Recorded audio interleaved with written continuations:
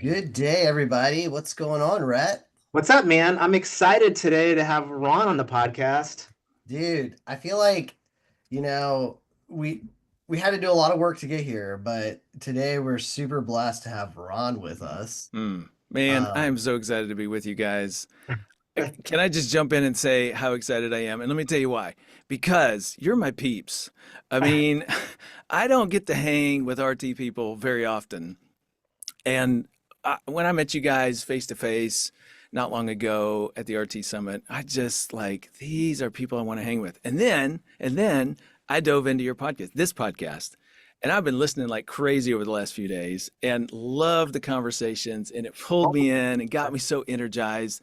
And I'm like, if somebody's listening right now, and this is the first time, you got to go all the way back, listen to them talk to Michael and Nicole and Monica, and all great conversations.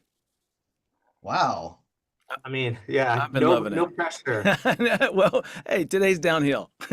Well, Lance and I are finding our footing together, but if it can't be fun, you shouldn't be doing it, you know? That's right. So That's right. we love having deep conversations with people and also just enjoying the fellowship with people as well. Yeah, it's Yeah, good.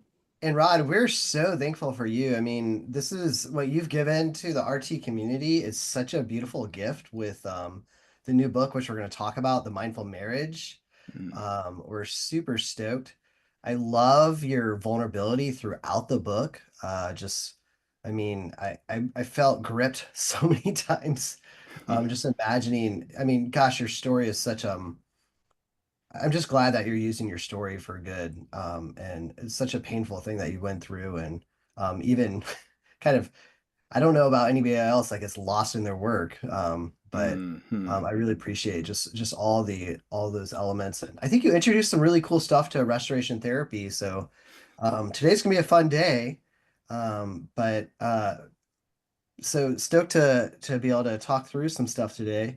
How about you, Rhett? Yeah, I want to start with the story, and I've told Ron this story, but I don't know if the audience, they probably haven't heard, obviously. A few of you have. So, Ron, back at the summit in Amarillo, the end of February, we're sitting in that big lecture hall, Hmm. and you're giving a talk on blended families. And you have all these amazing, beautiful graphs, and like the craziness of family genograms is all going. And I'm watching that play out. And at some point during your presentation, maybe like 40 minutes in, I think to myself, I grew up in a blended family. Hmm. Hmm. Like, and I did not know that. And I won't get Hmm. into all the details, but my mom died when I was 11. My dad remarried when I was 16 to a woman who had never been married. They didn't never had any kids. Hmm. That ended in divorce. He got married again to a woman who had been divorced for 20 years, had no kids. Who they've been married now, 26, 27 years. And so there were things that never made me think I grew up in a blended family. And Hmm. so I start texting the the committee members for RT. So that's Lance and Dee Dee and Nicole and Megan and Stephanie and Tanner. And I'm like, guys, I grew up in a blended family and didn't know this. And it's pretty quiet. And so I'm thinking all my colleagues think what kind of therapist are you? You have Yeah. like no idea. Yeah. And then two more of them That's replied, right. I didn't know either till Ron was talking that I grew up in a blended family also. And so I just want to share that story because I'm still trying to unpack what does that mean? Yeah. I have some thoughts on that, but you're the expert on blended family. So I'm just going to want to start there and just curious of how, I don't know, how you think about that Yeah. and the work that you do. Yeah, and I was so glad you shared that with me. And you're not the only one. I mean, it's actually that happens on a regular basis. And it's a bit surprising to me, but at the same time, I sort of really understand why and what this is about. And it's actually helpful to our listener because this is one of the core issues that people in blended families and couples that are forming blended families are facing is who are we? Creating familyness, an identity, if you will. Let's take the identity stuff that comes from love and a safe relationship. Mhm. That identity is something you create as a blended family. It's not something you're born with or born into. In other words, it's a journey to find how we fit as people, as family members with one another. So you're trying to have this collective family identity. And within that, each individual has their own journey into that experience. What does it mean for me? What does this say about who I am? How am I connected to these people? I know I'm deeply attached, connected, DNA deep with my biological mom, my biological dad, my biological siblings. But how now am I connected to these step people? And do I like them? Will I love them? Do I feel safe with them? Those are all the pressing questions that the family is facing from the moment the couple gets married. And it is a journey into that space.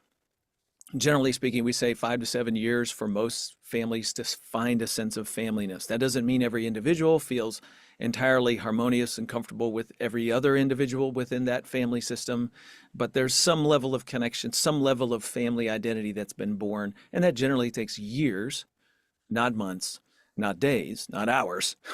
And so that's sort of the question. You just never quite saw yourself fitting into that. Here's the other example that I hear all the time, and it's a later life couple. So imagine somebody who was married. I got good friends. He was married 30 years. She was married 25 years. Both their spouses passed away.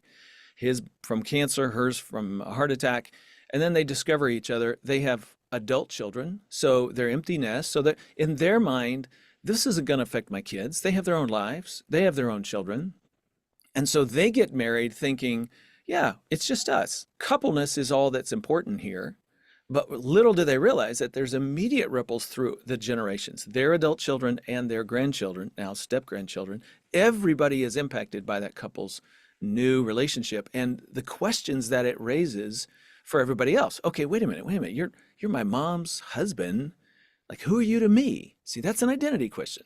Who are you to me? Yeah. And how do I respond to you? And what implication is there that my mom, who was frugal with money our entire life and always was, she and dad didn't have much. Well, now she's spending money like crazy on this new guy, and they're going on trips and they're doing, what about me and the grandkids? Mom, have you forgotten that? Like, those are pressing questions of identity, worth, value. Am I safe with this man? I'm not going to call him my dad. He's certainly not my stepdad. I'm 35. I don't need a dad. He's mom's new husband? Well, that seems to offend my mom that I call him that. Mom loves him. You can just see how quickly all of the agendas and the needs of the adults, the parents, the top generation, the middle generation, the lower generation, the grandchildren, they all collide at some level. And therein lies the rub. Who are Yeah. we to one another, and how are we going to do this? And so people sort of distance themselves from that dynamic naturally and don't define themselves as being part of a step family. That's mom's new husband. That doesn't mean anything about me. And so therein is I didn't realize that that was the context in which I am trying to do life. I'm part of a blended family. Yeah, that You- identity piece is so huge. And then we also have the whole safety factors that are going on, right? Right, right. Predictability, like things that used to happen all the time aren't happening all the time. Mm-hmm. When you have balance of give and take, oh man, things aren't fair anymore. You have to, Mm-hmm. I loved your triangle discussion around like how do you work, the child dynamic and the new wife dynamic or new spouse dynamic. And Yeah. so like that fairness gets really played out. And that was such a beautiful, I think, is that originally from your 5 love languages book or Well, no, I think probably goes back to the Smart Step Family, the original book that I okay. wrote. Um, Yeah. but yeah, there's different elements in. We've got 9 books now that we've written for blended families, and covering the stepmom role, the stepdad role, the everything in between from the time they're dating. I've got a whole book on dating to a book on premarital counseling for helping couples get ready for the wedding once they're engaged. To now that you're married, how do you do this? And what are all the ins and the outs, the ups and the downs? One last thought about that whole identity piece is, I think I shared at the summit, Andrew Sherlin, who's a pretty notable sociologist, said stepfamilies are an incomplete institution, Mhm. meaning there's just not a lot of social norms about what it is, how it works.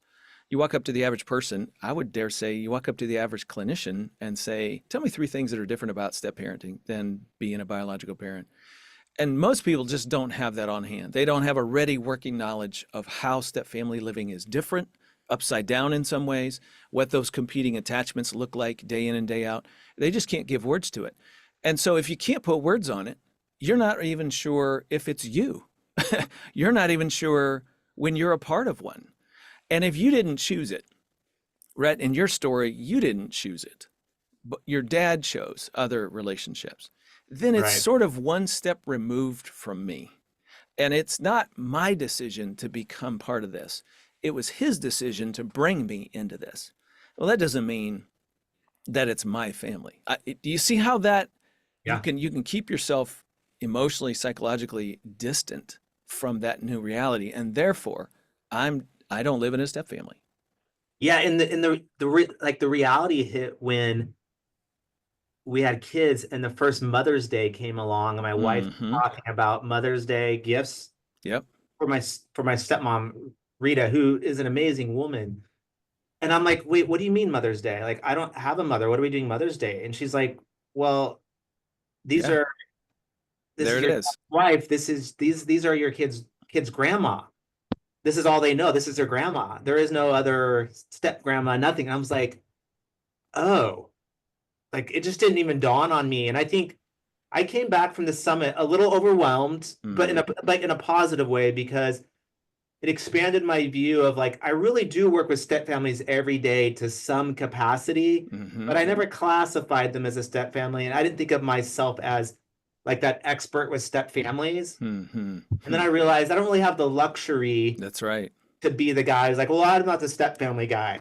I actually need to broaden my capacity to work with all these families coming into my office day in and day out who are for the most part in step families in our culture today. It feels like at least. Rhett, I would say a large percentage of your clientele, whether you realize it or not, is part of a larger step family system. When I say larger, I mean, I think of step families as tall and wide, generationally tall. There's 2 or 3 generations that are impacted by the step relationships. And they're wide because they're children who are often moving between different households, sometimes 2 or 3 or 4 different households. Every person in that expanded step family system is technically part of a step family, whether they realize it or not. And so it's really helpful when you begin to see that in their world, because if they don't see it in themselves, they're not asking the right questions. You're not able to even help them. Sometimes it's us that brings up, so your kids move to their dad's house, a week at a time, and then they're back at your house. Tell me how that goes. Well, they didn't come in going, yeah, I need to talk about this. But the minute you bring it up as something that triggers their pain cycle, then all of a sudden you go, oh, this is extremely relevant to what we've been talking about or what we need to talk about because it involves a relationship that is ripe with pain.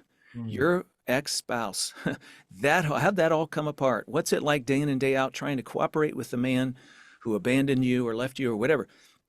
That's ongoing pain that ripples into their pain cycle today. That's not about the past. That's about today. Yeah, so right. In the Okay. meantime, Ron, I just sent them to your website to look at all your resources. Well, great. We appreciate that. Yeah, I definitely want to make sure I want to make sure we get to talk about mindful marriage, but I do want to can we just hang out here just a tiny Yeah. bit longer? Yeah, yeah. In fact, let me jump in before you ask another question because I really want to get this in there. Um, I'm building a list of therapists who are doing their homework about step families, and we're referring people out left and right around the country. I've only been doing this for about 3 or 4 years, and so the list is small. If you want to get in, now's the time to get in. A couple times a year, I do a 12-hour virtual training on step family therapy. The next one's coming up May 22nd, 23rd, 2025. If you miss it, we'll do it again. It's live. It's not recorded. I do it live every time, usually a small group of people, and we're going to just spend 2 days camping out in this whole step family therapy arena and applying some RT principles in that space as well, but then raising your awareness about those inner workings and dynamics. And if you go through that 12-hour training, you get on our list, our referral list for life. Okay. There's no annual fee. There's none of that kind of stuff on the back end. You just pay go through the training on the upfront, and then you're in forever. I want a growing list of competent people who are able to help. And of course, I think RT people have a huge running start on their ability to be able to intervene, but it's really helpful if you get the other layers that are adding to the pain cycles that people are living. And so, May How many times 22nd, a 23rd. year? How many times a year do you picture yourself doing that? Like you think you'll be doing training? I've been trying to do it twice a year, and Okay. I've done it 3 times a couple of times, but twice is kind of a good rhythm for me. We'll make sure we got those dates and your website and resources in the show notes for sure. Yeah, Um, smartstepfamilies.com is where you go. Smartstepfamilies.com. You can find everything that we've got going at that website. Yeah, you've created a whole bevy of smart, like getting really smart there. It's pretty. I'm really impressed, and I think you're hitting a lot of the because it's such a big issue that comes in. I think I would say like at least 90% of my clients probably have come from that place, and then with the presenting issue, I'd say it's like the fourth most common issue that comes in my office is around that. And I mean, pain gets entrenched, right? So imagine you're a kid and you're growing up and mom and dad divorced and you live between two households and there's some ongoing anger and bitterness between them. And so you're learning how to navigate all the adults in your world and be the peacekeeper.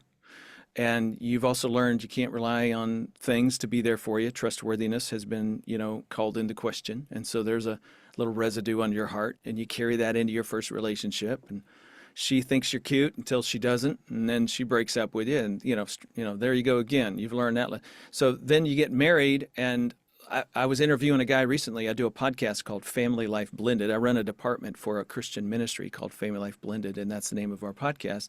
And just this last week, I interviewed a guy who's a pastor, and because of the similar narrative to what I was just telling you, he gets married at 25. He's been through seminary.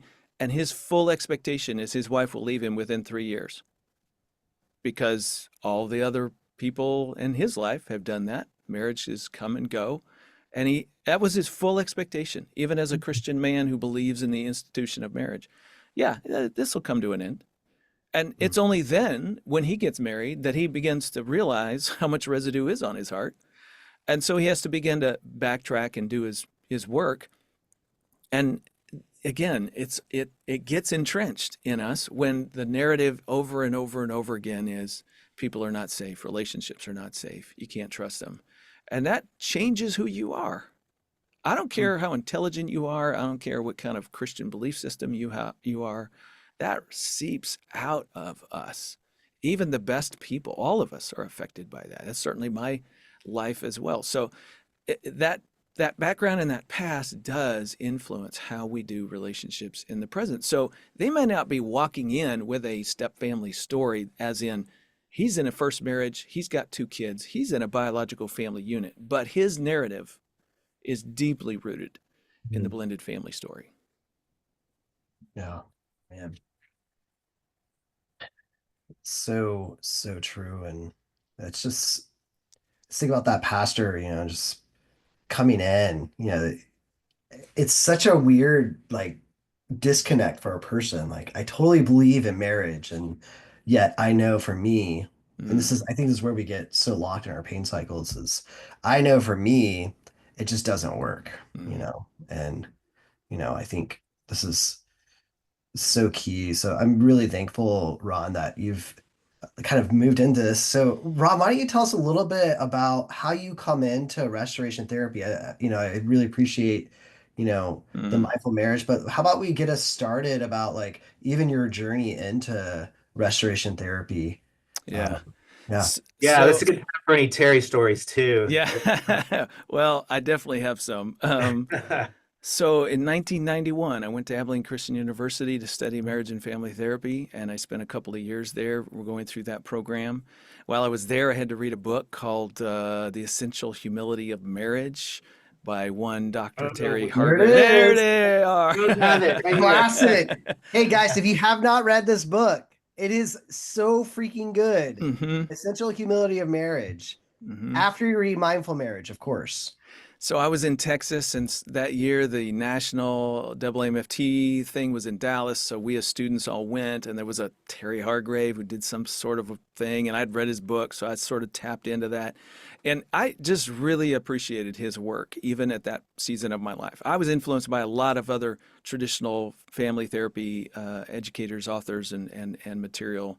So came out of graduate school, but fully intended the whole time I was there to go back into local church work, which I did.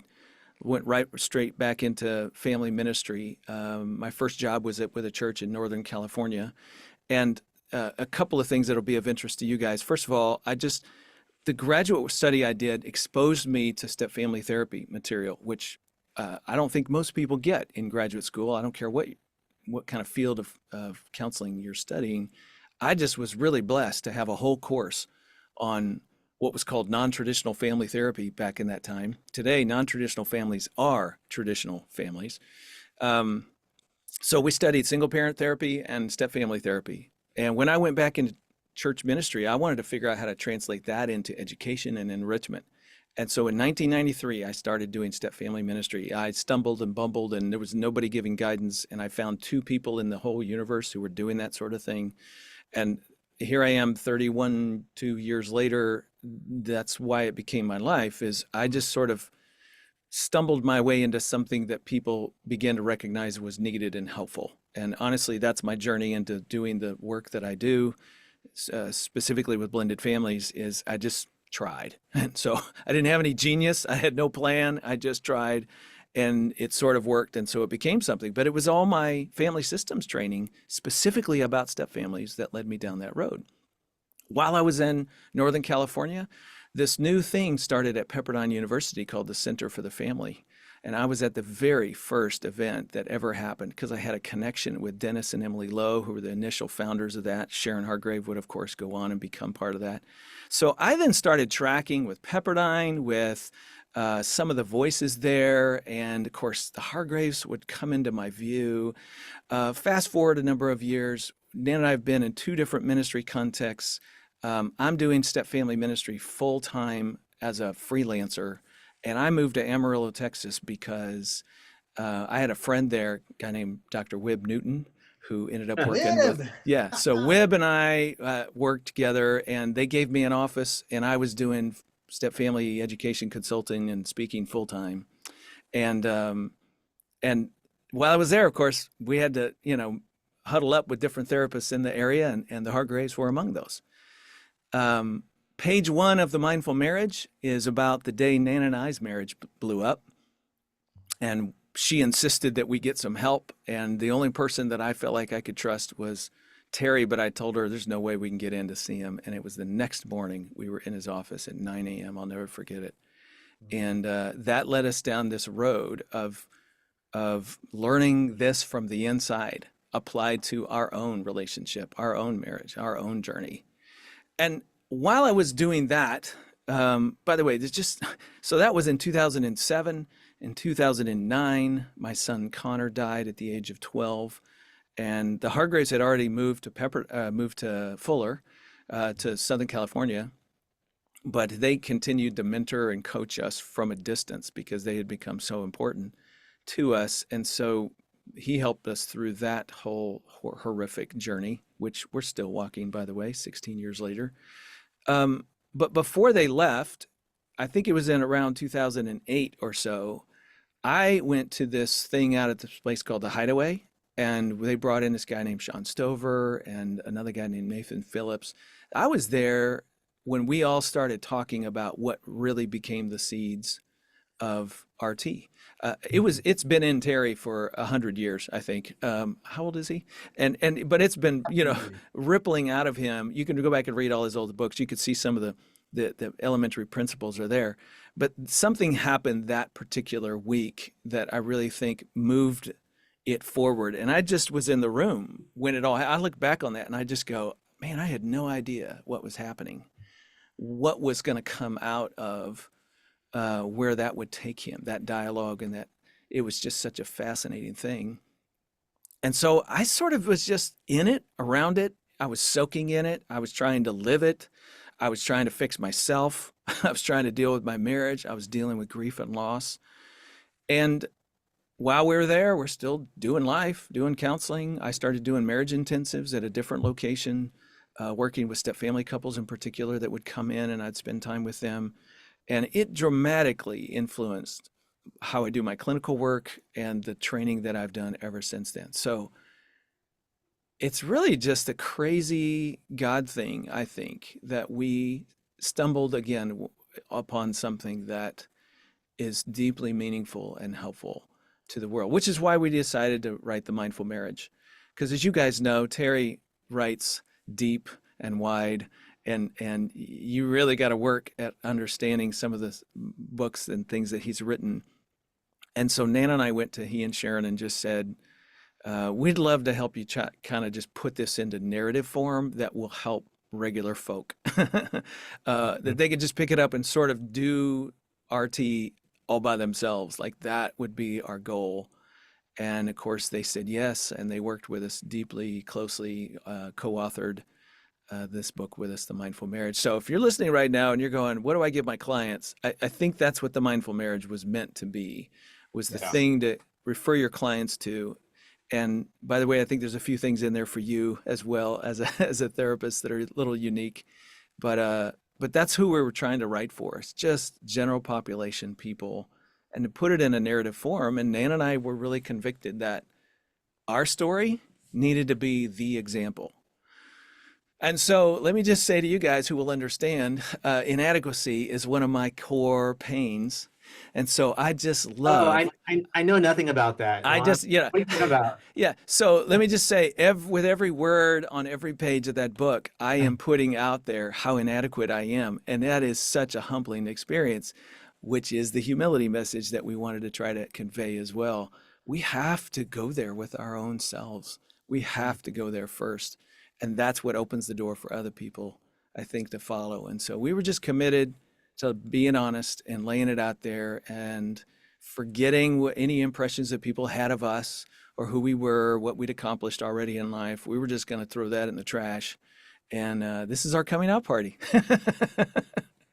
Yeah, I mean, we all have the copy in front of us, The Mindful Marriage. And I was just saying before we hopped on the air, I was working with a couple this morning who found me because they listened to Nicole or read her books. And I had this book sitting in my desk and I said, hey, because we're working through the pain and peace cycle, I said, here's a book I think would be helpful. And she's like, oh, we already have it. It started using it. And I don't care, how far you get into your therapy work. Like there are certain books that I think simplify a process and make it like concrete. Hmm. And that's what I don't know, that's what I found with The Mindful Marriage. Like it reminds me of like both the simplicity and the powerfulness of the model. Because as therapists, we can get lost in all of the Yeah. theory and all the moving pieces, but I feel like you guys have done a great job of, like I told the couple this morning, this is the book I would use like with a small group. Hmm. Hmm. We could just work in a small group with this. And I know Lance we've had the same conversation. He feels the same way. Yeah. And there is an option to order like a box of books. Like I'm telling you guys, this is a really good book. This is to me, um I get so tired of like not having good book recommendations for the lay reader, Hmm. Hmm. particularly for marriage. Yeah.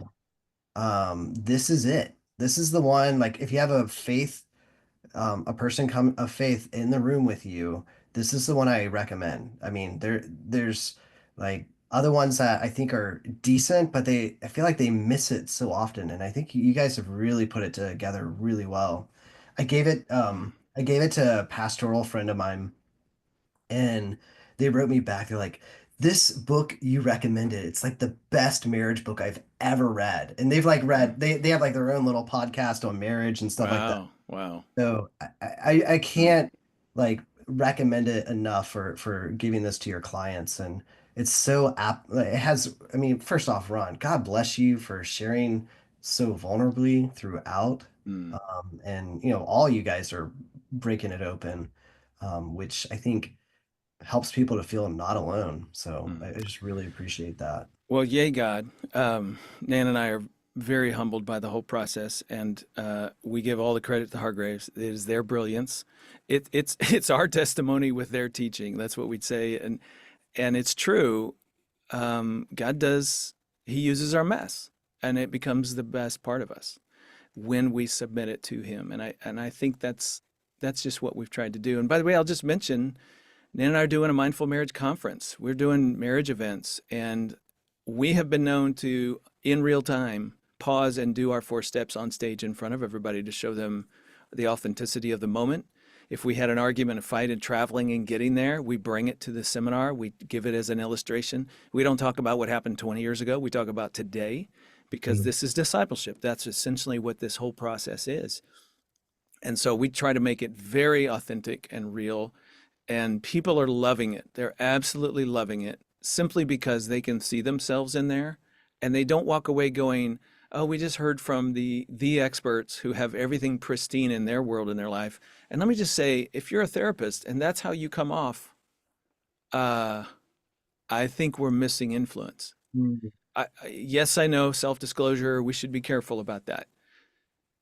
But I sat with Terry Hargrave as my therapist, and I can tell you a number of occasions where he shared vulnerably out of his life, and it drew me in. I leaned forward and leaned in. I did not lean back in judgment. Yeah. That's your pain talking to you when you think, I can't tell them that I had a hiccup this morning or a failing this morning because all of a sudden I've lost my credibility. Nope. I want to say that's your pain. That is not the power that you could have to influence if you would just hold yourself, know the truth, and live out of it. I'll tell you, Terry. Here's a Terry Hargrave story. Uh-oh. After our son Connor passed away, and we continued to consult with him at a distance, we had a phone call, I'll never forget, where he apologized to Nan and I. This brings emotion.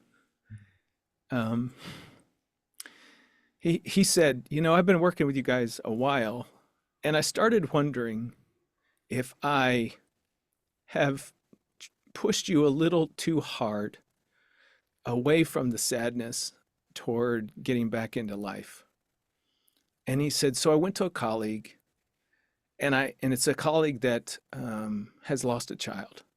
And I asked her, what do you think? And she said, yeah, Terry, I think you're just pushing a little too hard. And so he said, I'm telling you that story so I can apologize. Let's back up a little bit. This is Dr. Terry Hargrave, whom we all love and adore, going, I took supervision and I learned something, and I'm sorry. Did he lose credibility with me? Oh my goodness. He's got now 10 times more credibility with me because he's walking the humility that he's inviting me to walk myself. That increases our influence. This is the biblical principle of God opposes the proud and gives grace to the humble. One. Pride will be opposed by God. You can count on it. If you stand up right now and pride is contending for supremacy with God, it's saying, I don't need you. I got this. I'm self-sufficient. I can run my own life. Thank you very much. That's essentially what pride is. And God will oppose that. He will let you come to the end of yourself in one way or another, often in pain, because he's inviting you to take the knee of humility and say, I don't got this. I need you, Lord, to which he is quick to run to our side with grace and compassion and mercy and lift us up. He does the lifting. We don't do the lifting. He does the lifting. That's Jesus' language. Whoever humbles himself will be exalted, but he who exalts himself will be humbled. That's the same principle. God opposes the proud, gives grace to the humble, in different words. And so we invite grace from people when we take the road of humility. Now, Nan and I believe very wholeheartedly that vertical principle with God also applies to human relationships, is built into the system of how God created the world. So I can ask my wife, let me say invite. I can invite my wife to oppose me by just being prideful toward her, which is what blame, shame, control, and escape is. I know better who you should be, so I'm going to blame, shame, control you into being somebody different. so I feel better about me. That's so manipulative, it's so backward, and it's so prideful. And all it's going to do is rise opposition up in her in the form of more blame, shame, control, and escape from her. And now we're often running in our pain cycle, right? So the change moment is when I say, stop focusing on the speck in her eye, and doggone it, Ron, look in the mirror. You got a log the size of the the redwoods, poke it out of your eye and you can't see it because you're so focused on what she did or did not do that bothers you. Look in the mirror and deal with yourself.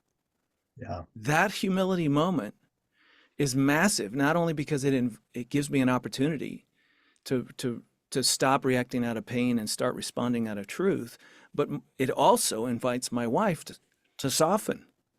It invites her to become compassionate for me and grace-filled for me, which not only, so I'm changing me, but it invites a change in her. This is the beauty of the 4 steps. It's Yeah. just built right in, and it takes full advantage of how God has created vertical and horizontal relationships based on pride and humility. It's just masterful. And I that's, yeah. I love that, Ron. I love that. I think I still remember the day that I showed Jennifer my pain cycle. Hmm. We were, I remember we were in front of course, with Sharon and Terry and everybody, because why not? Um, but we were sitting there and on my pain cycle, it says failure, like, Uh, says, that, I'm like out of control. mm, It says unloved. mm, And back then it said discouraged. I've edited it since. But I and I remember like showing that, and I was so embarrassed in front of everybody mhm, to show my pain cycle. And this one of the most precious moments for me, Jennifer, like she goes, "Are you freaking kidding me? hmm, Are you freaking kidding me? This whole time, this like spaz of a guy. She didn't say spaz, but this blowhard, angry guy. She did say that part. hmm. Who blames and shuts down. This whole time, there's this guy that's like feeling unloved, failure, like Fragile. out of control and Yeah. discouraged. Hmm. I'd much rather talk to that guy. Yes. See, that's the softening. That's the grace that comes when you got humble. Yeah. My wife did the exact same thing.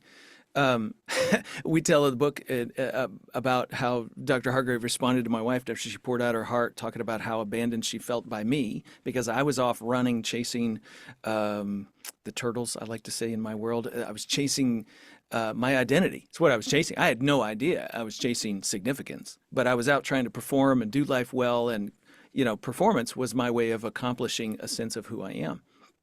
Even now in this conversation, I'm tempted to go, oh, I need to look really good because, man, I want Lance and Rhett to like me and I want this audience to think well of me. Like that's always in me, always. And Mm, so I've forced myself into saying the truth about me. I've forced myself into humility because then I'm dependent on God and not on me.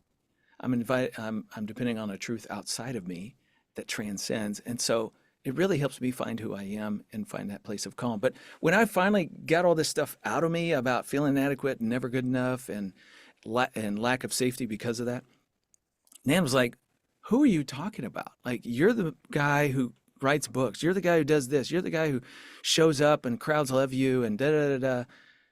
That can't be you, right? mm, Because again, in pride, we put on blinders about the other person. All we see is who we want to see, all we think we see, who we size them up to be. We don't really have a heart of compassion for them.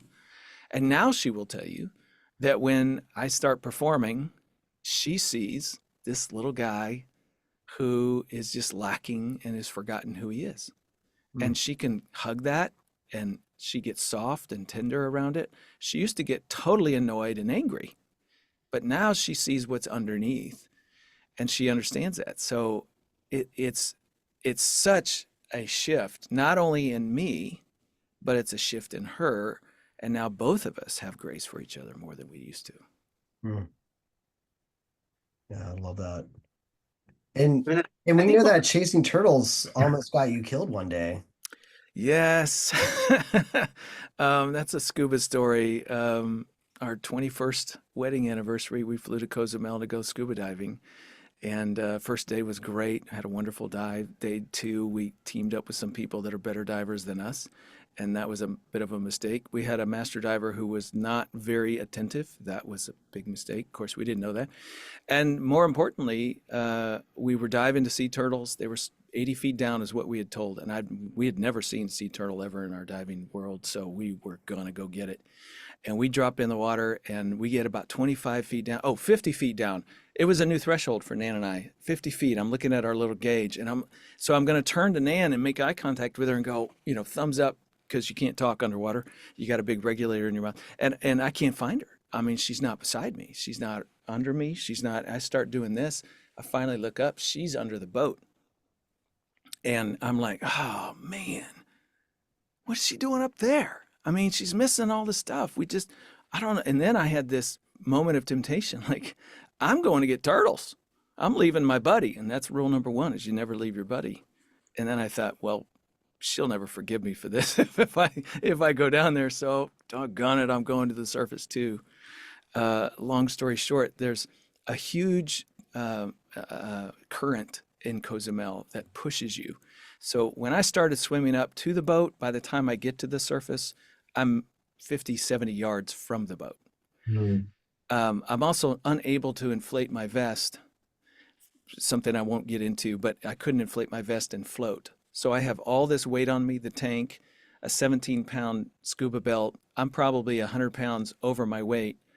And I'm at the surface, but I can't quite kick hard enough to stay at the surface. And I start yelling for the boat and they can't hear me. I can see them, but they don't see me. They don't even know I'm there.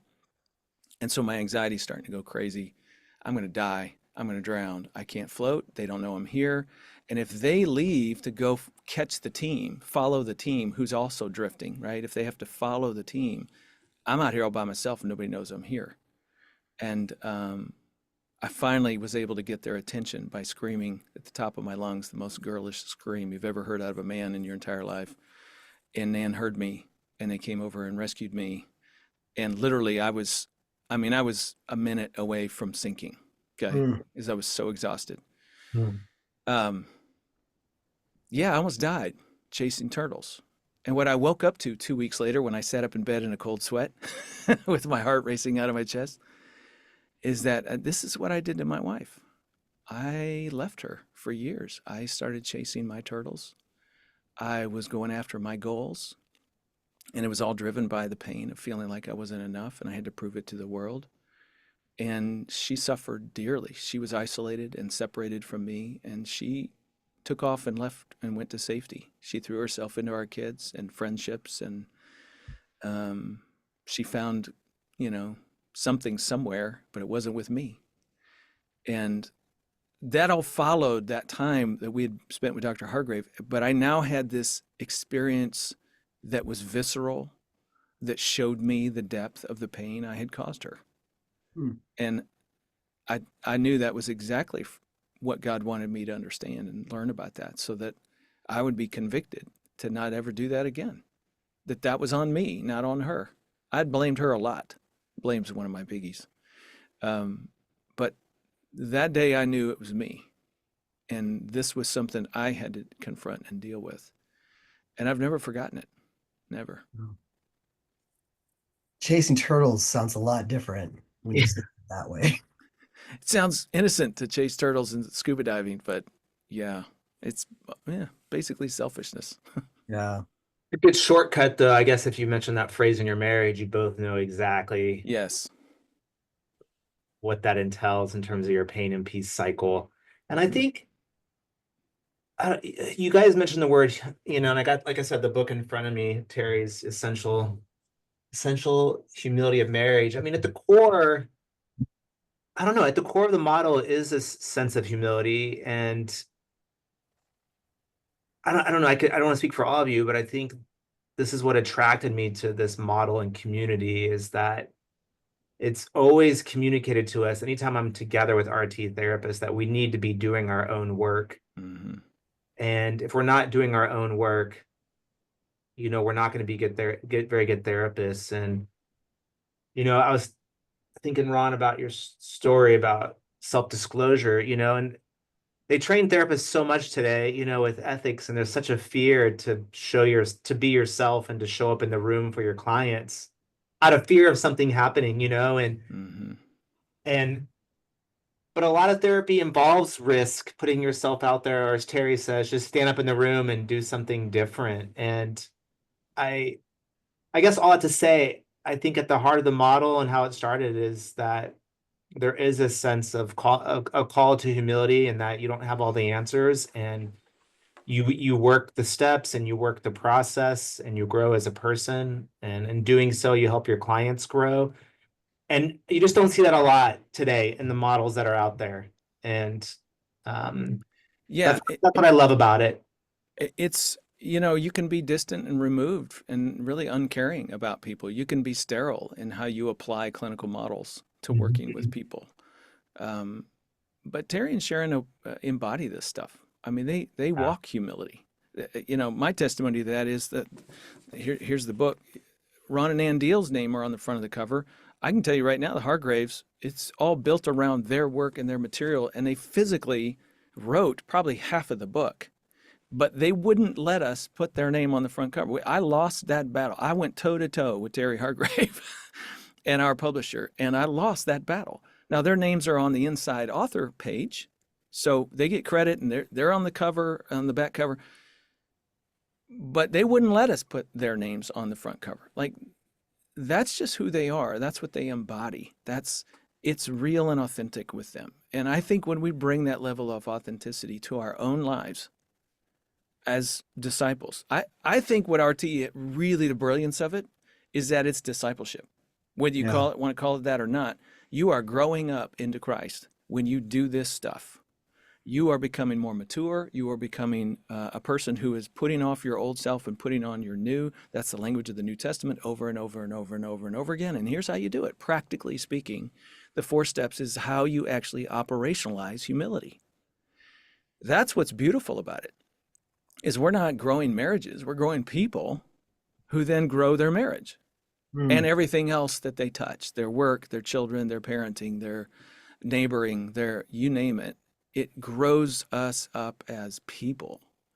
I tell people RT has done more for my discipleship journey than my 35 years of ministry and my college degrees, because it's taught me how to actually do the stuff I'm called to do in Jesus.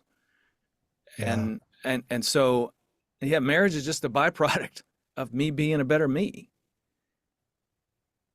Mm. Can you say more? I'm curious. I don't have a specific question, but I know we're all former pastors who've trained in Mm. seminary, and we're all therapists. And when you talked about being discipleship, I don't know.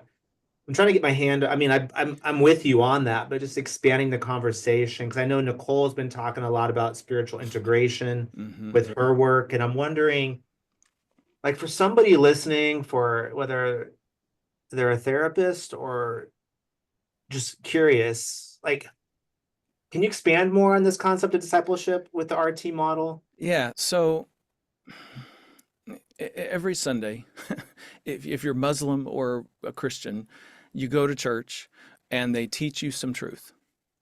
And time again, I think everybody listening maybe has had at least one experience in your life where you showed up at a place and you go, oh, yeah, that is good.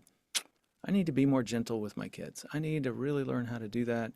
And Jesus calls me that, and he's gentle and lowly in heart. And you know what? That's a good idea. And then we leave, and we have no ability to put that into action, Mhm. in part because our old self is still alive and well. What do I mean by our old self? Dallas Willard talks about how in rebellion we assert our bodily power and make choices with our actions that are in effect sinful. It's in redemption that our spirit has turned back toward God, but the rest of our body is still stuck in its old self. And we know neurologically, literally brain deep, there's neurological ruts that are going to lead you from pain to reactive coping. And you're going to be nanosecond automatic in your old self without ever having to think about it. That real discipleship then is now my spirit is moved toward God, but now it's aligning my body toward God. That's Yeah. the missing piece. So I walk out with my spirit saying I should be more gentle with my children. But in the heat of the moment, my reactivity kicks in and I am not gentle. There's a massive gap between the truth we tell ourselves and that we learn on a regular basis in our spiritual lives and our ability to walk it out with our actual bodies. And you guys know why. Because it's all the stuff that's taught in RT. There is a, that the embodied old self is still stuck. It's the process of slowing ourselves down and saying, whoa, whoa, whoa, whoa, whoa, whoa, old self, shut up, hold on. I don't have to be reactive in that way. What's the truth? The truth is my child is disrespectful right now, but that doesn't mean I have to become disrespectful just like they. It does not mean that I'm a horrible parent. It does not mean that, whatever those pain points are for you, slow down, hold on. What's that all about? What's the truth? The truth is I'm in charge of myself. And I can be gentle in response to this angry child in this moment, separate and apart from who the child is. And actually, not getting angry will probably give me more leverage and more teaching ability with this child. And so, there's 100 reasons why I need to put on gentleness right now. And Mm. when I then follow that with my body, I make myself act in a way in keeping with truth. I'm doing two things. Number one, I'm changing that moment. I'm being a better parent. And over time, the more I practice that new behavior, it's what changes my body to join my spirit and being aligned with who God has called me to be. That's when you discover your real identity, your real vocation as a child of the King. But we got to renew our minds, Romans 12, too, Yeah. in order to change our behavior. And it's our behavior that changes our brain. Yeah. And now my whole self and my whole soul. I mean, a lot of people, let me just do a little sidebar here. A lot of people think our soul is something we have and it leaves and it comes and it goes after death or whatever. That's not biblical at all. The soul is you. You don't have a soul, you are a soul. Yeah. That's the proper understanding biblically of what a soul is. The whole idea that you have something that's in you that leaves when you die and then comes back when Jesus comes again is philosophy from Plato. And it's completely seeped into the church and who we are, but it's not biblical at all. Go watch the Bible Project videos on soul and you will be stunned by what you learn. My point is getting our soul in line, our whole body, mind, spirit in line. That's the challenge. We all know better than we do. It's when we get the doing to fall in line with the knowing, it disciples us. It changes us. We become our new self. We have the new self in the sense of redemptive spirit, forgiveness.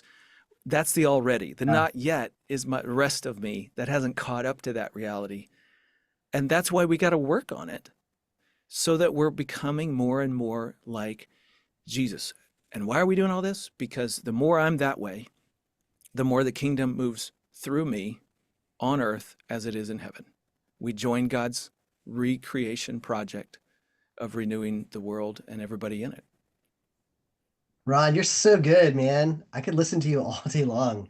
I just love the way you hold such great I, loving I, it, man. I I appreciate it, Lance. I just Yeah, one last thought that let me just add is, and that's what RT gives us. yeah, It, the brilliance of this to me is it operationalizes the gap between the truth I know and the way I live. Yeah. yes. It helps you know what to do to go from where you are to where you want to be. And Yeah. so at the end of the day, this is discipleship. This is growing us up to be better people, to be the people we want to be. It empowers us to be the people we're called to be, we want to be, we desire to be, and it helps us actually get there. And as we're getting there, we're improving our relationships and everything around it. Well, and I mean, we can obviously use a model with people of faith or no faith, Christian, non-Christian, but I cannot get away from, when you go through seminary and you study Paul and there's all these critiques of Paul. And so I kind of I wasn't sure what I thought about Paul for a while, Uh, but the more I'm in my faith and as the years have passed and the more therapy work I do, I am blown away. And I'm just thinking about, everybody wants to camp on Philippians 4:6, don't be anxious and Mm. stop there. Uh-huh. But I'm like in 4:7, he says, here are some truths. And in 4:8, he says, meditate on these truths. And then in 4:9, he says, go out and practice them. Do it. Do something. Yes. And I'm like, And what do you get? you get transformation, you get new life, you get In the new self. I mean, in Paul's language right there, he says, and the God of peace will peace, be. Oh, correct. The yeah. peace is what follows the doing Yeah, and the knowing. And by the way, in chapter 2 of Philippians, Paul talks about being anxious over his friend who was sick and almost died. And he talks about his anxiety. So when he says don't be anxious, he's not saying that somehow it's sinful to be anxious, because he right. was anxious 2 chapters earlier.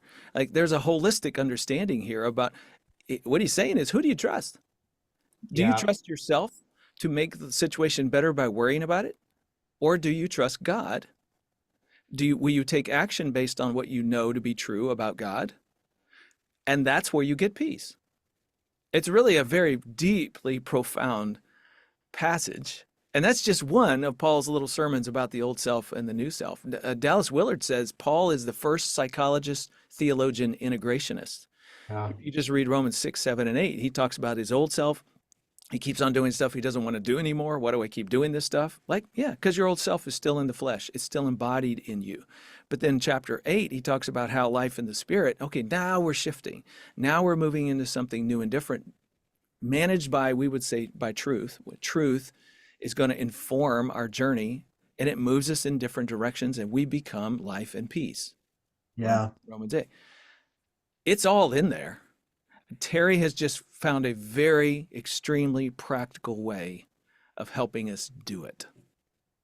Dude, yeah. this is Go ahead. I was thinking about the title of one of Eugene Peterson's book, A Long Obedience in the Same Same Direction. direction. And the Yes. yeah. subtitle is Discipleship in an Instant Society or whatever.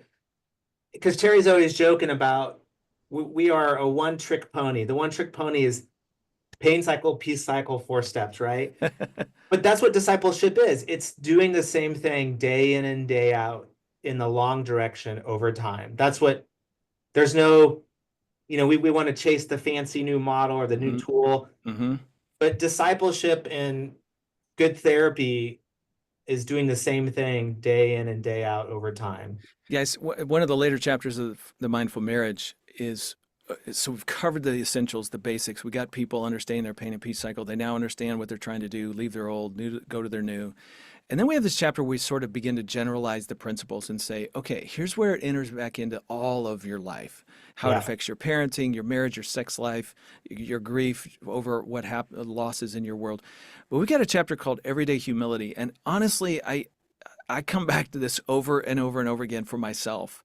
The Mm. idea of micro pain moments, and Mhm. how driving on the highway and somebody cutting you off, or why in the world is this person going 45 miles an hour in the on-ramp line?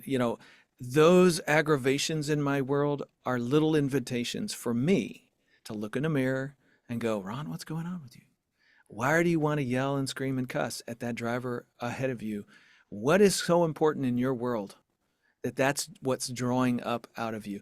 That little micro moment, pain moment, is an invitation for me to go, how do I disciple this part of me today? Yeah. And so it's not just driving at a healthier marriage, it's driving at a healthier me.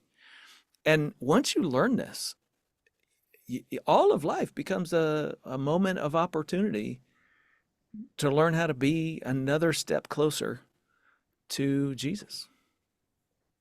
Yes. It just kind of like brings me to the scripture of, we love to quote John 8:32, then you'll know the truth and the truth will set you free. Yeah. We love that. It's like on all the t-shirts and everything. But we don't put the other part, which says, to the Jews who believed in him. Hmm. It says, if you hold to my teaching, then you're really my disciples. There's that word, disciples. Then you will know the truth, and the truth will set you free. Holding to the teaching, the truth which is what we're trying to get to with restoration therapy. It's so liberating. So I'm so engaged with this idea of restoration therapy as a discipleship model. And this is all we're doing is learning to hold to the teaching. It's not like it's something new every day to what you're saying, Rhett. It is very much this thing of no, what did he say? What did he say? Hmm. It's When you why feel it's why inadequate, I think it's why like the 12-step recovery model is so powerful. It's the same thing over and over, right? Their teachings. And I want to tell you guys a quick Dallas Willard story if I can, because Yeah. it's not, I mean, you brought him up twice, and I think he was someone who walked humbly. And Mm. I remember in like it's about 2007, 2008, when I was the college pastor at Bel Air Presbyterian. Most of my students were at USC and UCLA. And one of my USC students said, "Hey, I'm taking philosophy from Dallas Willard.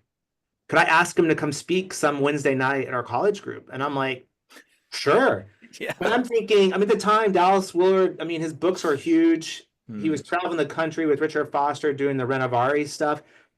And he came back to me and said, "Dallas Willard says he's great.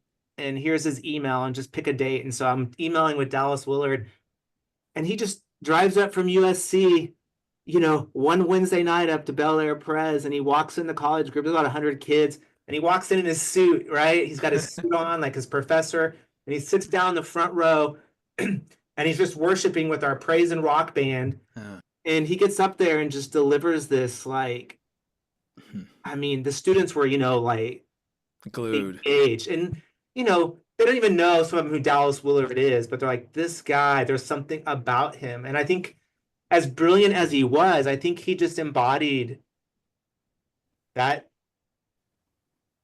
word, humility.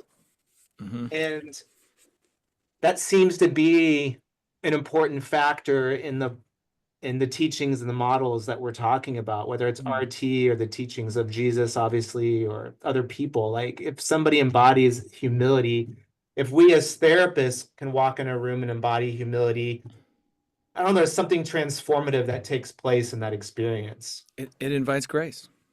no. It invites them to soften towards you, to listen, to tune in, to Yeah. heed. Which I mean, this happens at all levels of society, all levels of relationship. We can all right now think of a politician that we would call prideful, and that we would go, yeah, I'm so sick and tired of hearing from that blowhard. Like, we just don't even want to be under them, right? What do we want to do? We want to oppose them in 100 different ways. But then Yeah. you have a humble leader who admits mistakes and says, "Oh man, we blew it. We missed that one, and I'm sorry. Here's what we're going to try to do instead." And you just like cut them a break. Let's go. Well, there's a natural grace that follows somebody of that nature. This is true in parenting. My goodness, you want to have more voice with your kids. Deal with yourself. Put on humility. Start making that a genuine, authentic piece of who you are. Quit worrying about your image in their eyes, and you will get the opposite. The more prideful you are, the more opposition you invite from your kids. The more humble you are, the more they listen and attune. And doesn't mean they're just going to adopt everything, and you're never going to have any hiccups with your kids. But I think over time it increases your ability to influence. That's absolutely true of clinicians as well. So, so Ron, I'm thinking since we're on this point now, I would love for our therapists, because this is one of my major things with this podcast, is I want to give them something to learn. Hmm. So I'm wondering if you could help us with the humility shift here today. If you Yeah. can kind of give us the rundown on the humility shift for Hmm. anyone that's got a client and they're working with a couple or even individually, you can do it. Could you kind of walk us through that? Yeah. Let's go through from a couple of different vantage points. And First of let's all, just say it's also in the book, in the first appendix, if people are yeah. look at home or thinking about this humility shift, that's a good resource for that. Yes, that is a very specific intervention. Let me pull back before we do that and just Okay. talk about humility in general. I often find if I'm working with somebody and, you know, we can put words on and map and sequence their pain and peace cycles, but they're having a really hard time implementing. Guys, I really believe the heart shift, the pride humility piece, comes before implementation will work. You can see it on paper and you can go, yeah, you're right. Okay, I'm going to practice. But you can't do it if you're standing in pride. because there's something in you that needs to be right, that needs to be okay in and of yourself and your self-reliance. And the act of saying, boy, am I off right now? I'm dysregulated, and here's how, putting words on that is a humbling experience. And you just won't do it Mm. publicly or privately if pride stands in the way. So I have often find this is something I've got to wrestle with my clients when they won't make change. Like they should be progressing and they're not. This is something I'm going to chase, the heart issue. And so let me just offer that as a point of perspective about why some people get it and immediately find themselves growing and other people don't. Once you get there with the pain and the peace cycle, Terry crafted this humility shift, and it is in the appendix of the book. And I'm just going to physically kind of walk through it so people can hear what the intervention is. This is meant to be a little daily exercise, and it's meant to be a reminder of my journey and where I'm going. So in a sense, this is a practice, if you will. This is a practice doing the 4 steps in a calm, regulated moment. But nevertheless, it's what we got to keep getting ingrained in us to be able to do it in the heat of the moment, right? And so this little humility shift thing is just a great little daily action if you can get them doing it. It starts with reminding them of the goal, and that is putting on their new self. And there's a passage out of Colossians chapter 3 that just reminds them of who we're called to be as God's chosen ones, holy and beloved, compassionate, put on compassionate hearts, kindness, humility, meekness, and patience, bearing with one another. And if any has a complaint, forgiving each other as the Lord has forgiven you. Like every day, you're just reading that and reminding yourself, yeah, this is who I'm becoming. This is where I'm going. The second step is to then proclaim that truth about God in your life and his significance in your life. So this is just a moment where you are vertically going capital T truth, and it's a moment of worship. Again, that's really important to remind me who I'm not and who he is. I need that so that I'll remember he's in charge and I'm submitting to this process. And so we give people a script, but what they're going to ultimately do is write their own script for themselves based on their pain and peace cycle, what they're learning about themselves. They're going to write something very personal. But here's the sample. God is the creator, and we're going to have them stand, lift their hands up. God is the creator. It's really important to pay attention to that part. Posture, when I did this, when I just read it, it was one thing, but when you do the posturing, it totally changes the flow. So pay attention to standing up. That's it. Stand up, lift your hands up, look up to God. God, you're the creator, the authority over all, perfect and loving. You have a plan for me. You are more, I am less. That is a statement of humility. Every day I'm reminding myself who he is and who I'm not. The next step is to say a truth about yourself and how God sees you. So again, we're getting rooted and aligning our own mind with the mind of God on our behalf. So this is lowering your hands and keeping them open, maybe placing them over your heart, kind of holding on to yourself. Yeah, some sort of a posture of receiving from God. And here's the sample. But again, they're going to write their own very personalized statement. But here's the sample. I am special. I'm chosen, holy and beloved by God, who sacrificed all for me. I am loved like no other. Again, you want to be reminded of love and safety. That gets you really centered in a vertical truth that is so helpful as we're walking through this hard, difficult life. The next step is to simply reckon with your current rebellion through out of control emotional dysregulation. So this is where you are reminding yourself, yeah, I lose it.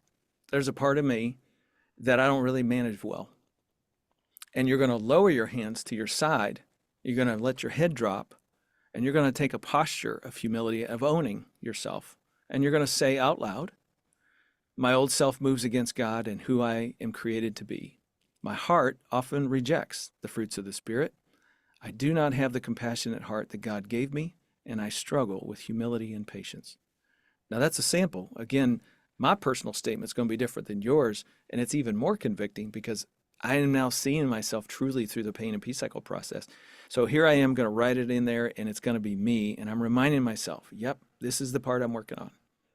And then the last step is simply to release the drive to be reactive and embrace self-regulation and growth.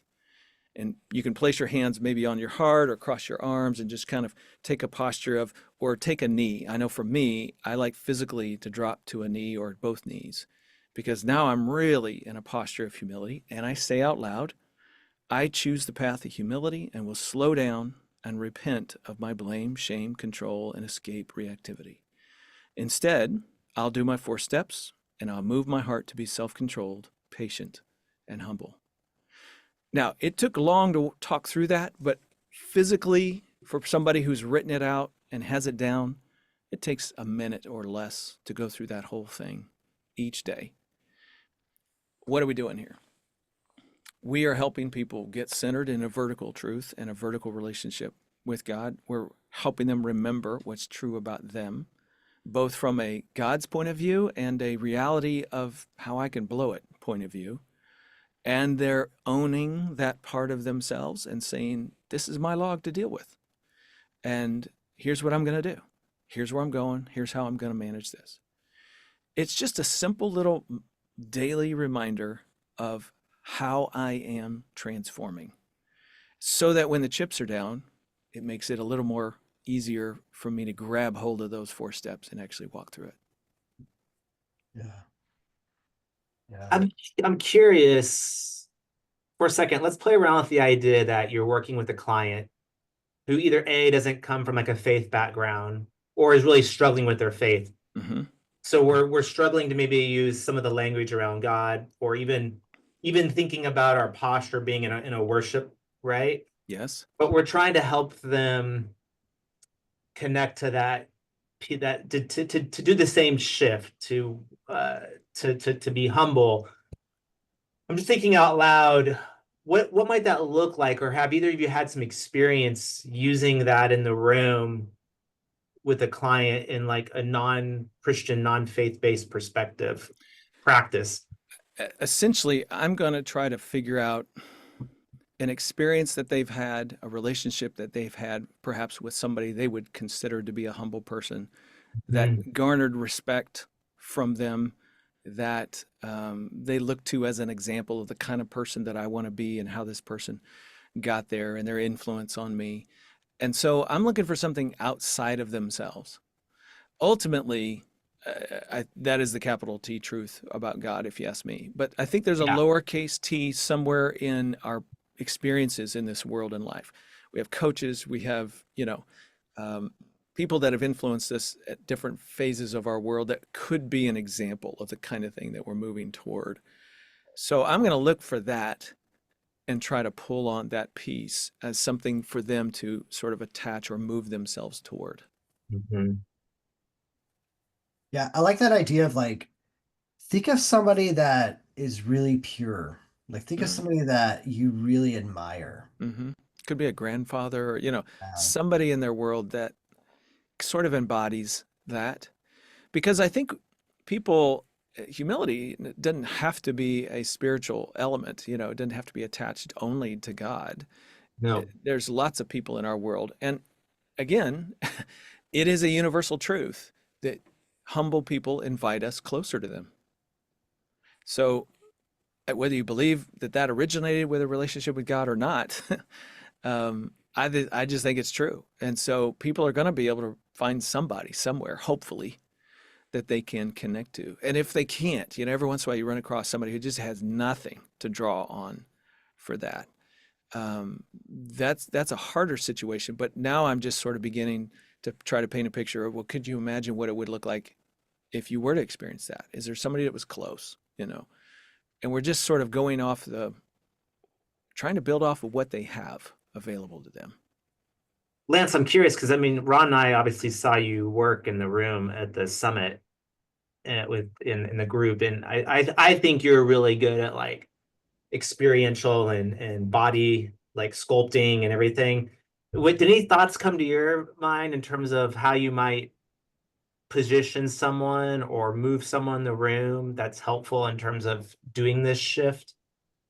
yeah, I think this is just trying to get Rod to talk specifically about those moments because when you get people to stand up, and they're like lifting their Mm, hands to like recognizing, the Lord, I think that's so powerful. And Terry's always getting us like when we're saying our truths to like put our hands on our hearts Uh-huh. and to do that. And I found it to be really powerful, specifically to say, hey, I want you to like, either to take this kind of pose for humility of like pointing mm, down, mm-hmm. or even like when I started doing it, I was like, oh, what's the thing I don't want to do the most? And the thing I didn't want to do the most was to get on my knees. Yeah. Mm. I hate getting on my knees for just because it's painful. And but then I was like, you know what? I'm gonna do it. And so I think the more that we like move the body around and help them to do that, it makes a big difference. And I noticed a big shift in me when I got on my knees. Mm, Like it's this like weird hump, like I can feel it in my body now, just thinking about being on my knees Mhm. like where like yeah that's there it is so yeah doing those movements and doing it with your client obviously I think just like you being the director doesn't work as well as mm, being the co-journeyer with mm. them as you're doing this going back to the self of the therapist um So good. I'm so glad that's in the Yeah. book too. Like such a great tool to help clients. I mean, I just think all the marriage ministries that would benefit Man. from it and misses this piece, that misses the humility piece. Hmm. It yeah it it does. Sorry, go ahead, Lance, and then I got a little sidebar to tell you about humility. Well, cool. Yeah, I was just going to ask you specifically, Rod, about because you're doing this on your with the mindful marriage teaching, like that you're going around. Um, and is this on the that's on the family life as well, right? Well, yeah, sometimes we do it at Family Life events, like we spoke on the Family Life Marriage Cruise this past Hmm. February and did a bunch of this material. But some of it I'm just doing freelance. Churches just invite us to come in. Yeah, which I like freelance. Um, in prison, Lance is not as good. No pun intended, or pun intended. Yeah, I should say. um, guys, I just a little sidebar here about. Uh, I, I got to tell you this story just because I think it'll really impact you guys. We in the Christian community talk a lot about Philippians 2 and how Paul in that passage talks about having the mind of Christ, who put on humility, who humbled himself and became obedient to death, even death on the cross. It's a great poem talking about the humility of our Lord and how powerful that was and how it changed everything, what he did for us, sacrifice, and how God exalted him to the highest name above all names. By the way, notice the process. You bow in humility and God does the exalting. It's the same thing happened to Jesus that happens to us. Think about that for a second. But embedded in that whole passage is this idea of here's one of the things humility does. It doesn't look after itself. It considers the interests of others above itself. Yeah, that's what it does. See, when we're humble, we're able to not have to be self-centered and self-focused. We can actually be looking to how do we serve and give other people and build them up. Now, that's been talked about as long as the Bible's been around. All right. Now, set that aside for a second. There's a guy named John Gottman. You ever heard of him? Yeah. He's done a little bit of research on marriage and, has his own model of marriage therapy and whatnot. And it's been pretty influential in a lot of circles for a long time. And 30 years ago, he came out with a book. I think it's been 30 years ago, where he talked about what predicts divorce. And everybody now quotes the four horsemen of the apocalypse as he talks about them. And these are the things that when you see them happening in large number, everybody does all four of these. But when you see these things happening, the end is near. He predicted with 93% accuracy couples that would divorce within 5 years based on how much defensiveness, criticism, contempt, and stonewalling they did in their relationship. Now, everybody quotes that book, but what they often don't talk about is 15 years after that book came out, he wrote another book. And it was called The Science of Trust. And I don't know if you've read it, but it's a tough read because it's very academic. It's full of numbers. They basically just give you all the research they did to try to understand what trust was. And in the start of the book, he says, well, if you've read my What Predicts Divorce, I want you to know we missed something. Now, doesn't that just grab your attention? What did you miss? And he goes on to say, we missed the importance of trust. If you can't trust somebody in a relationship, and really this speaks to emotional safety, right? If you don't feel safe in a relationship, then that is what triggers the 4 horsemen of the apocalypse. So safety sets up either the 4 horsemen or more loving, giving behavior.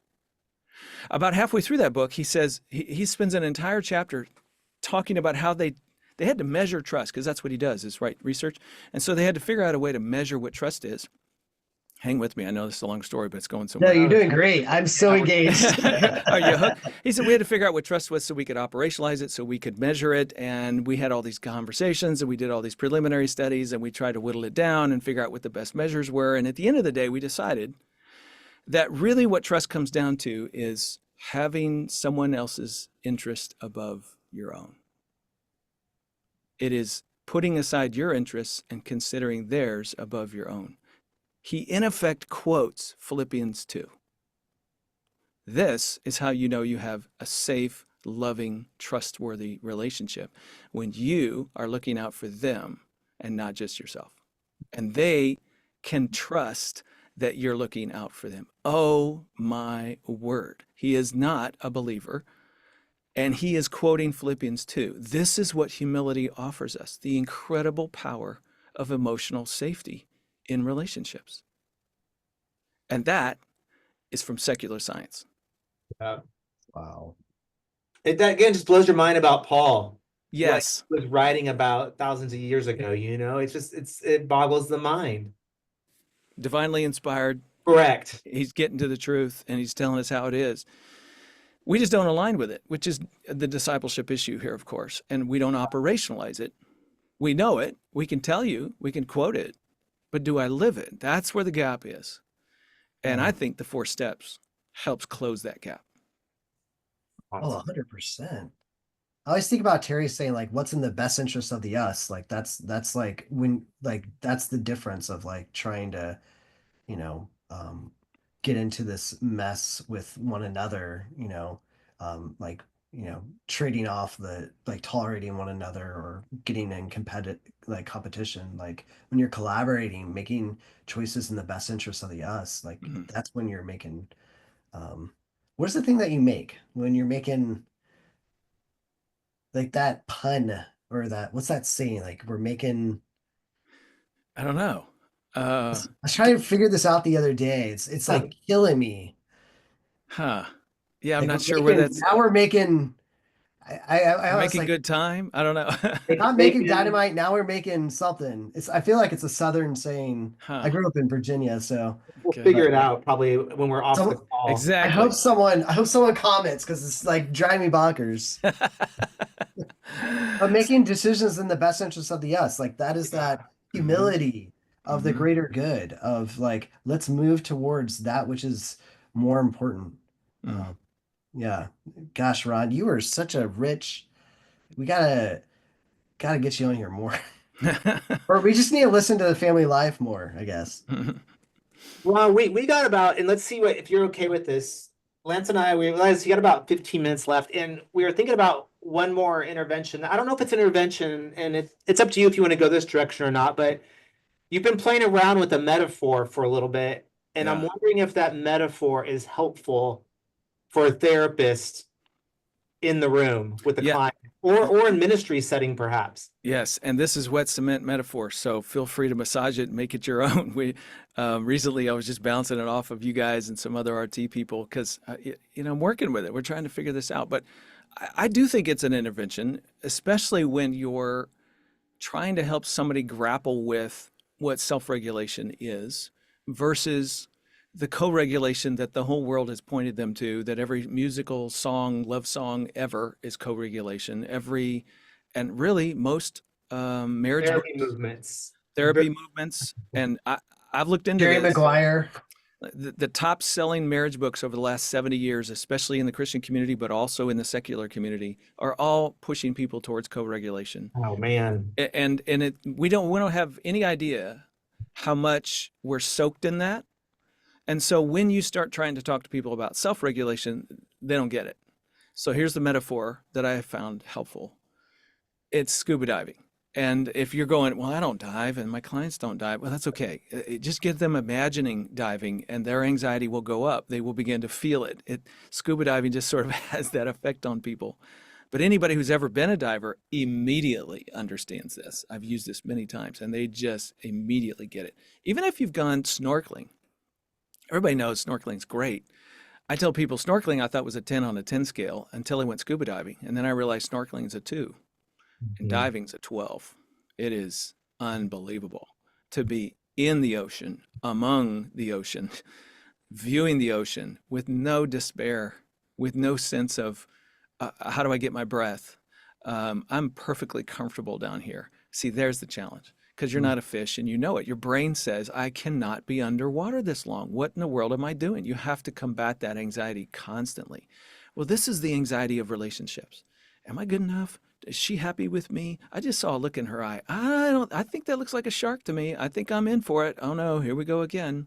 This is the anxiety of marriage that people bring in with us, or their mom, their family of origin, you name the relationship. It's what they feel, sharks.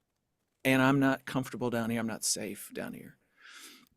And so imagine two divers, and you always stay with your buddy. Commitment's really important. Two divers going 50, 100 feet down. They each have their own tank. They each have their own pipeline to the oxygen to their mouth. That's called a regulator. That's what actually goes into your mouth. That's the Darth Vader thing that you breathe in and out of. And by the way, regulators, interesting Great little sound term. effects. Yeah, great. Thank you. I've been working on that. Regulators are fascinating little device there. It actually regulates the air and the pressure of the air going into your lungs so you don't blow your lungs up. You need regulators. You can't just suck air. You have to actually regulate it so that it will match the air inside you and around you. And regulators do that for us. See how important this is? You have air in your sinus cavity. Most people don't realize this. When they go up in an airplane, that's why you get a little headache sometimes, or you have to kind of hold your nose and blow, or, chew gum or swallow. People have learned those little tricks to regulate their air pressure in their sinuses. Well, that's at 30,000 feet. You often have to do it once. When you're diving every 10 feet down, there is a new air pressure. And you have to regulate your sinuses every time. For me, underwater with a regulator in my mouth, I have to hold my nose and gently blow. And I'll have one ear that will go whoop and it clears. My other ear, I have to swallow to get my other ear to every 10 feet. This is a part of what you manage in yourself in order to be able to enjoy the amazing God-given ocean. But when you're with a buddy, so you got to keep an eye on them, and you can't talk. You got a thing in your mouth, so you do hand signals. You got to learn a whole system of communication, and you got to get good at it because you're sharing this experience with one another. But listen, once you figure out your anxiety, how to communicate, how to stay connected, you have the experience of an absolute lifetime, and you're not alone. You're with somebody else. This is self-regulation.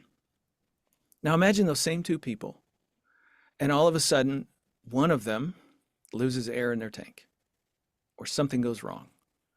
Well, they're immediately coming over to you, and they're wanting you to put your regulator, pull it out of your mouth, and stick it into theirs. That's the only way they can get air.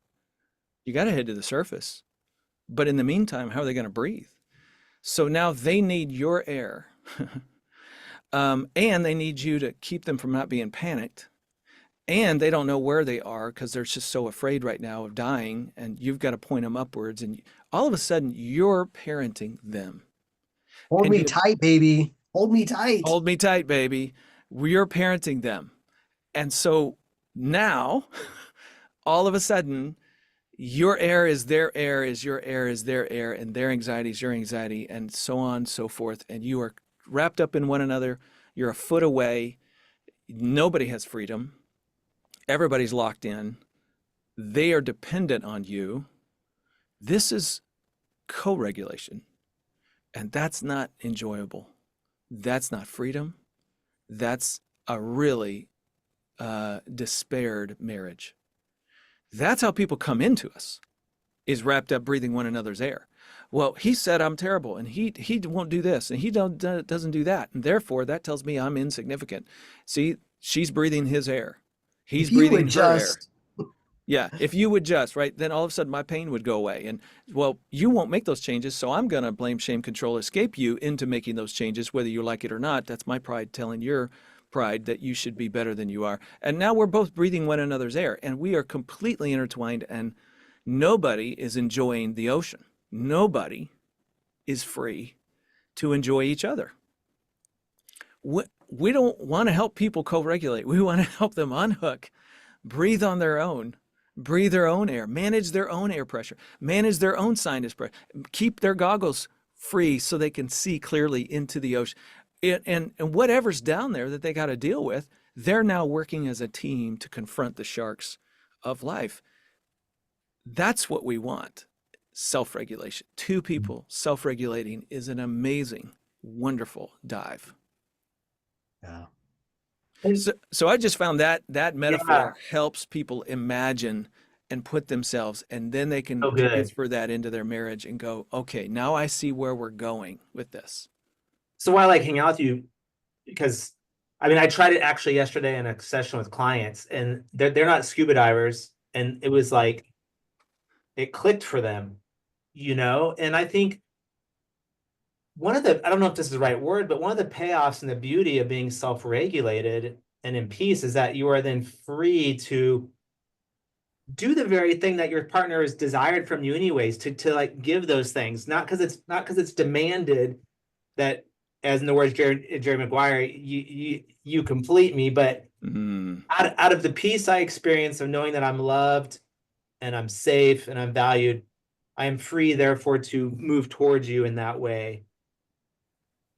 I don't know. I'm just Yes. kind of rambling, but that's just No. That's perfect and beautiful. And okay, just imagine your partner's air is just cut off and they need your air to breathe. Like you are both now in a state of panic. You're both headed to the surface. No more intimacy at depth. You're just trying to survive. And at best, this is an experience of shared panic. That's what co-regulation gets you. Yeah. You're going to the surface. There's not going to be any depth. There's not going to be any freedom. There's not going to be an enjoyment of what's around you or of each other. It is only survival. And the whole time, each of you has these huge expectations for how the other needs to save me. Nobody's taking care of themselves. It just doesn't work. Yeah, I really like it. I think it's something that the more that we kind of play with this idea, like I think we have to stop buying in the idea of co-regulation. Like it is a parenting thing. And it's not even parenting is one way. So your child doesn't even regulate you. So that's not That's even right. co-regulating. That is regulating, right? So I'm such a fan of what you're doing as we're kind of coming up with images because I really want to go deep with my wife, right? I want to be Yes. able to experience life with her on that level. And if I can't learn how to regulate myself, I'm never going to be able to go to that level with her. Yeah. And yeah. we have to really take toll. And I remember when we first started out the RT work, Jennifer and I, we would just do the two steps. I don't know if you guys ever did this with yours. And I would be like, well, I got so mad because I was feeling like a failure, right? Yeah. But I wouldn't regulate myself, right? Yes. And as soon as I started, like, well, what's the other two steps? The truth is, I know I'm still called, so I'm gonna really stay engaged here, and I'm gonna be caring because I know I can do that. So yeah, I think shifting to this idea of like Jen's not gonna me explaining myself to her doesn't really make a difference until I get myself straight. Exactly. I mean, at some That's good. point, it would be worth doing a whole other podcast just on this idea of co-regulation, because even as you were sharing, I started rattling off all the books in my head that, especially in the Christian world, that probably were written with good intent, not meaning to be we've almost co-opted Yes. our marriage circles and made them co-regulation techniques, and that's something we have to undo. Rhett, we should, but let me just say here, I think there's a reason we do that. First of all, that's all we know. And there's something, meaning that even the secular world is soaked in co-regulation. That's the assumption of what is healthy and good. But there's something romantic about the idea that my wife can do enough or be enough for me that all of my pain goes away. Mm. There's something deeply romantic about that, that I just want to be rescued. And, here's another Terryism, right? Steward your own pain. Well, no, I don't want to steward my pain. I want somebody else to rescue me from my pain. That's romantic. That's what movies are made of. That's what songs are all about. I can't live without you. On and on it goes. All you need is love from the Beatles. Like, not true, right? I've got to manage what's inside me, and my wife's good, but she's not that good. I'm getting better. I'm not that good. We cannot make that pain go away for each other. That's the first big romantic assumption of marriage. And it simply does not work. It keeps both of you stuck, heading to the surface because you're fighting in panic. What is freedom and is the depth of intimacy of I manage me and everything going on with me, and she manages her. And that frees us to connect, to enjoy each other, to serve each other, to point out. Our first dive, our master diver pointed out a seahorse that was, 2 inches tall. Apparently, those are incredibly, incredibly rare to see on a dive, partly because they're so small. We saw one on our very first dive, but we just had this moment of sharing that beautiful thing with each other. No words, because you got a thing in your mouth. And yet it's still one of the most connecting moments that we reflect on when it comes to special times in our life. That's what diving's about. That's what marriage is meant to be. You're co-regulating. You can't enjoy any of that. Nope. Yeah. Well, man, what a gift. I think you had me at hello today. Oh, Good this is one. why I have Lance as the co-host. He's all the jokes. Love it. I'm so thankful for you, Ron. Thank you so much for your contributions. And I'm just looking forward.